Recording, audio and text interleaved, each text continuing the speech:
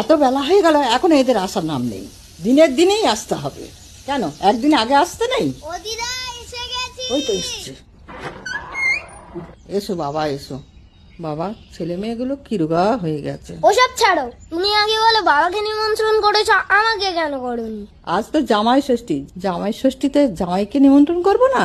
আর তুমি তো আমার দাদু ভাই, তোমাকে আবার নিমন্ত্রণ করতে হবে? তাহলে নাতি ষষ্ঠীর সময় শুধু আমাকে নিমন্ত্রণ করবে তো? হাসছো কেন? তোমার সব রান্না হয়ে গেছে? খেতে দাও, আমার খুব খিদে হয়েছে। হয়ে গেছে তো, এই তো মাংসটা না বানাও, এবার একটু গরম মশলা ছড়ালেই হয়ে যাবে। আয় তোরা জামা কাপড় ছেড়ে চান করে না, ভাত বাড়ছি। এই নিন মা, দই আর মিষ্টিটা রাখুন। আশা থেকেই দিদার সাথে ঝগড়া করে যাচ্ছিস। আগে ভালো করে প্রণাম কর দেখি দাদু দিদাকে।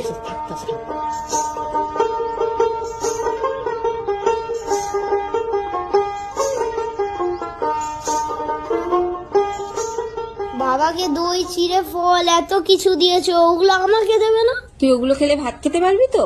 অনেক রকমের রান্না করেছি কিন্তু দিদা। আমি সব খেতে পারবো, আমাকেও দাও। দাঁড়া ভাই, আমি তোকে দিচ্ছি। না না, আগে বাবার থেকে একটু খেয়ে দেখ কেমন লাগে। শুধু দই চিড়েটা মাখিয়ে রেখে নষ্ট করবি। আচ্ছা ঠিক আছে, ও খাক না। তাহলে আমাকে কিন্তু বাবার মতন এত বড় একটা মাছের মুড়ো দিত। মুড়ো তো একটাই আছে, তোরা বাবার সাথে বস, যেটা ভালো লাগে সেটাই। আমার জন্য এটাও নেই, ভাল লাগে না ছাই। এবার দেখছি আমাকেও বিয়ে করতে হবে, তাহলে আমিও জামাই ষষ্ঠীতে নিমন্ত্রণ